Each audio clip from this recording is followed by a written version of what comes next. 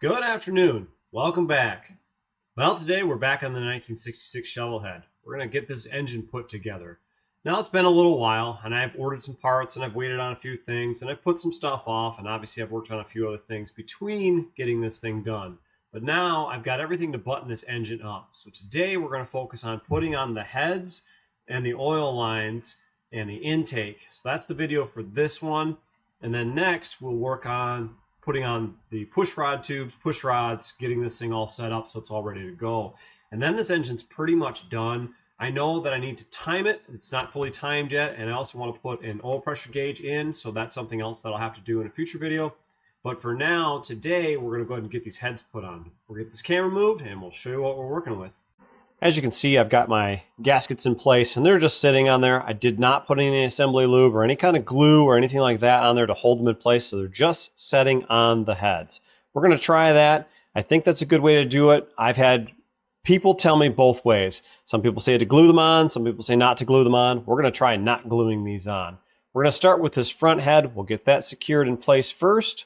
Now with the front head sitting in place, we'll go ahead and we'll fish one of the studs up in place here and try to get it started. Again, these are a 9/16 bolt, so we'll go ahead and start just getting them in place. I'm not going to tighten anything down just yet, but I want to get them secured in here. Now that I've got one in place, we'll go ahead and work our way around the engine and try to get the other ones in. Now the timer's in the way here, so what I've done is I've actually taken out the timer stop here that holds everything in place. I pulled the timer all the way up. That way I can thread this stud in. And I don't know any other way to do it. I'm not sure if there's a better way. I'm sure that there probably is. Now I'm just going to get on it with a little wrench here and try to get everything moved into place. But I'm thinking the timer is going to have to be out of the way to be able to torque this in to its right spot. I don't know, but I'm going to fish this in as best as possible by hand.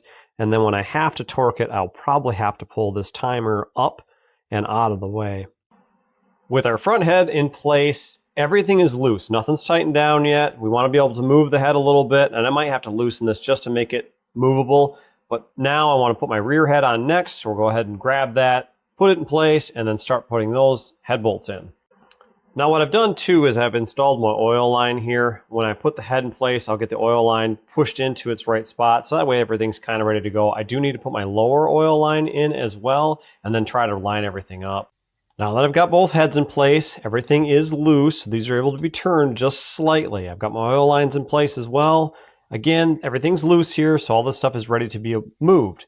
The next step is to go ahead and get the intake installed, get everything set up perfectly, and get this thing to where it needs to be. So with that, I am running an SU carburetor. This is the intake manifold for that. We're going to go ahead and take a look and see how close everything is. Obviously, we're going to want to turn the heads or clock the heads, what this is called.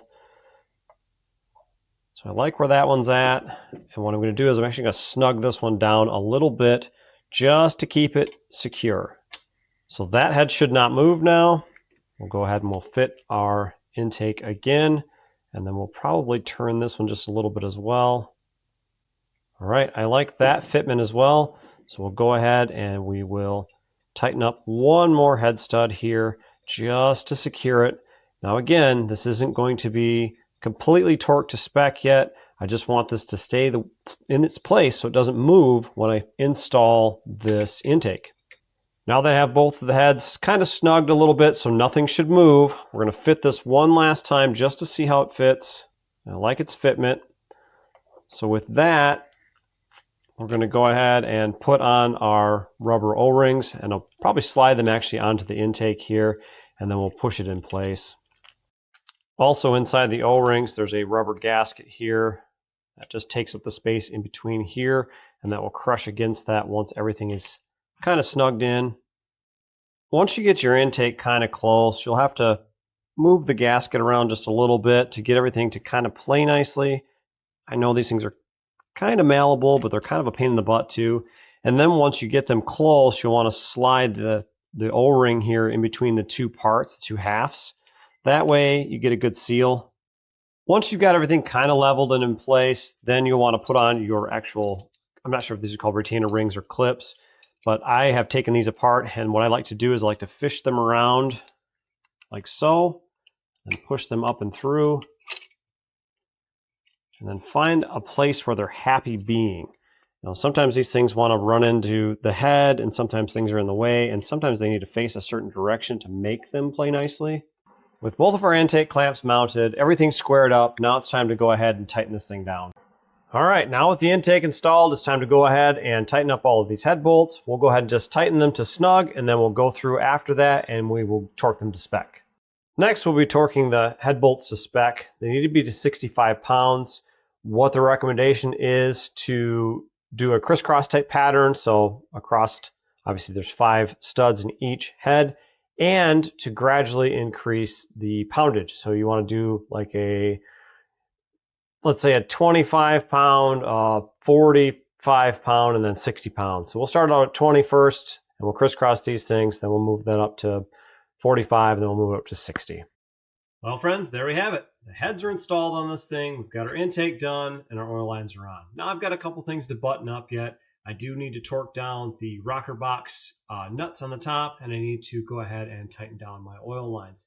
But I'm not going to film that stuff. It's kind of boring stuff anyway, super easy. The torque spec on the rocker covers is between 90 and 120 foot-pounds. So roughly 90 to 120 inch-pounds. I apologize for that, not foot-pounds. Roughly equates out to about 9 foot-pounds. So I'll go ahead and torque those things up. And again, that's more of a crisscross pattern on each one of those. So I'll get those done, and then the oil lines will get buttoned up. Once I have those done, then it'll be the next video of installing push rods. So stay tuned for that. Of course, friends, if you like the video, give it a like, give it a thumbs up. I really appreciate that feedback. Also, I saw a feature on YouTube that you can hype my videos. Now, I'm not sure if people are doing that or what that does for things, but I noticed there's a button. So if you're watching these things and you hit that hype button, that's kind of cool. I think what it does is it boosts the video up so other people that don't see my channel can see my videos. So let's give it a try and see what it does. Of course, if you have any questions or comments, drop them in that comment section below. I love the commentary. I love talking to you guys, and I appreciate the input and feedback that you give me. If you haven't subscribed yet, obviously subscribe to the channel. I've got a lot going on. This engine needs to go into a motorcycle, and I have the roller sitting back here. Once I put the engine in, then it's kind of all steam ahead. I've got a lot of parts for that bike. I'm going to start hanging things on it and making pretty regular videos. And of course, if you're not subscribed, you're going to want to hit that subscribe button to follow along. Of course, to my members, I want to say thank you again. The folks that have joined the membership program, I'm extremely grateful for that. I appreciate that. I know that is a little bit of a monetary compensation. You guys are spending a monthly fee, and I thank you guys for that. I appreciate you guys supporting the shop here and the things that I do, helping me to fund these builds, and it is truly appreciated. Also, I am finally monetized on YouTube, so I just want to say thank you to everyone who has subscribed, who has watched all my videos over the past few years and gotten me to this point. Now, I'm not making millions of dollars or anything like that, but I am monetized, and I will begin to start making some money on YouTube, and I am truly grateful for that. So I want to thank all of you for that. And that's it.